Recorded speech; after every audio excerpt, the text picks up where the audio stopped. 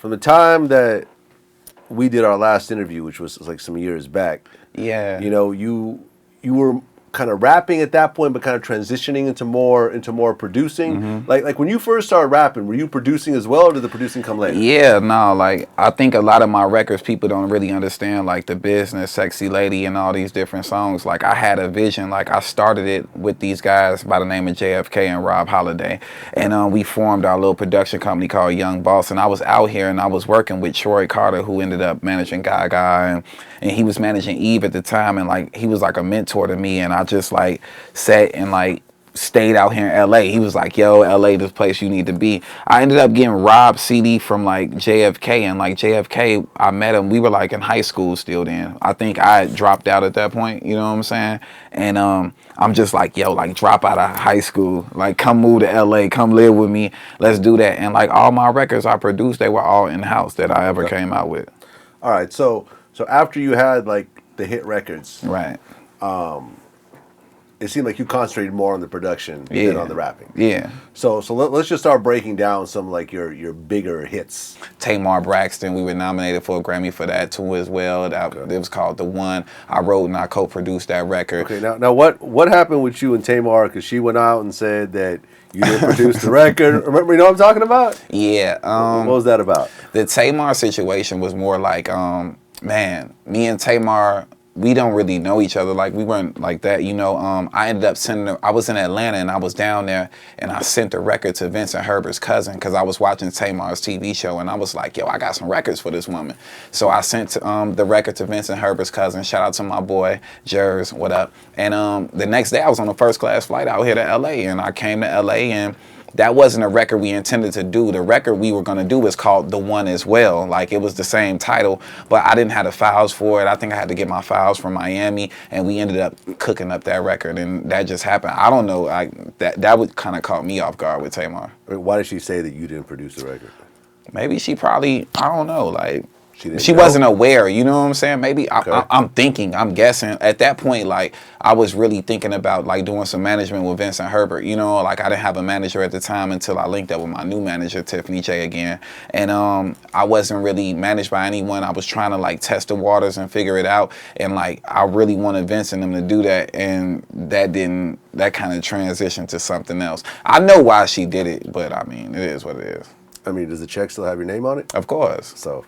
yeah, like, it is what it is. But I mean, shout out to Tamar. Like, I love her. You know what I'm saying? It is what it is. Okay, so what are some of the other bigger records? All right, here go a list of records I've done. Snapbacks and Tattoos with Dricky. My Hoes, They Do Drugs. Pusha T, King Louie, and Juicy J. Stack It Up, Alley Boy, Meek Mill, Valley Dimes, Double Cup, Jeezy, Ludacris, Juicy J, The Game. Myself, I was on that one. No Reason on Mustard's new album. Kama Sutra on Jason Derulo's new album. Lowe's Fake Niggas Died. Nicki Minaj, K. Michelle, Jacob Lattimore, Breonna Perry, Trey Songz, Meek Mill, Chris Brown, Puff, etc., etc. Okay, so you produced Want Some More. Yeah.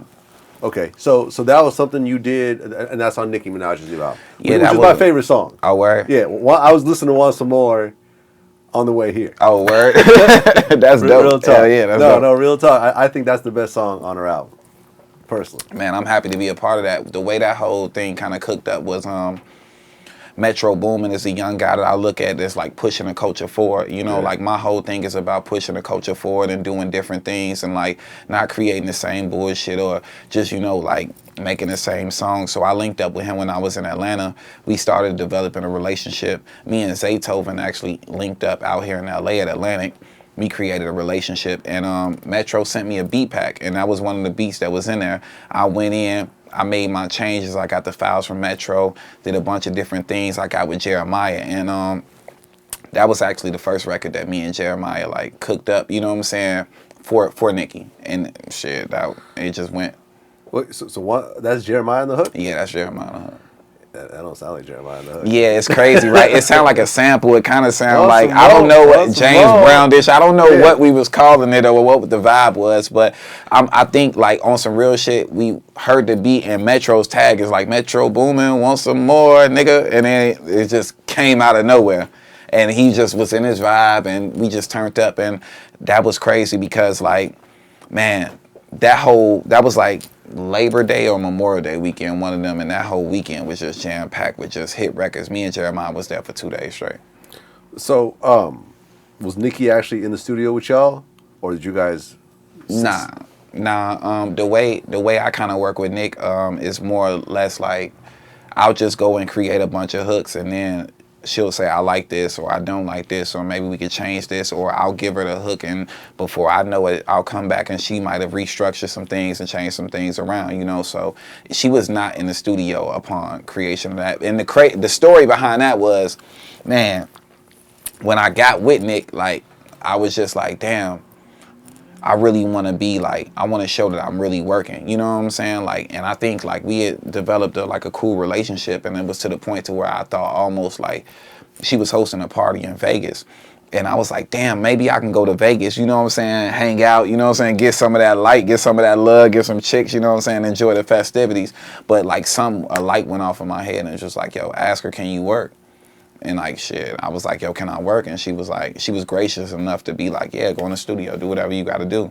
And then once some more came out of that Labor Day or Memorial Day weekend. Now, what are the other songs on the Pinkprint that you did? Shanghai, Want Some More. So Shanghai, you produced yourself? No, Shanghai didn't produce at all. I just wrote the hook, co-wrote the hook with Nicki. Like me and like I was in the studio, but it was me, my guy Doc, and Verse Simmons, and we were working on a bunch of different records. And like sometimes it's different. Like sometimes I'll have a beat and that'll inspire me, and I'll do something, or she'll give me a beat, and that was a beat she gave me. Like, yo, see what you can come up with. I went in there.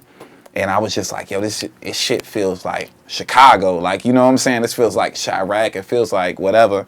And I just went in on a real nigga. I'm a real nigga. And I laid my reference down for her. And shit, she was like, I love this. Okay. Changed a few different things around.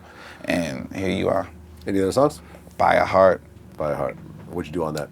I co-produced that record. Me and my producer, Arch the Boss, and like I'm not even calling him my producer because he's grown so much. Like he's like my partner, and like we do a lot of great records together. We did Snapbacks together. We did a few different records. So he basically had this sample from Henry Crinkle, which is also a sample of Alicia Keys, the Drake record. If you ask me, I'm ready. So we did that, and we gave it to Meek, and I sold the record to Meek, and then it just transitioned to be where it is right now. So okay. Shit. Were you in the studio with Nicki at all?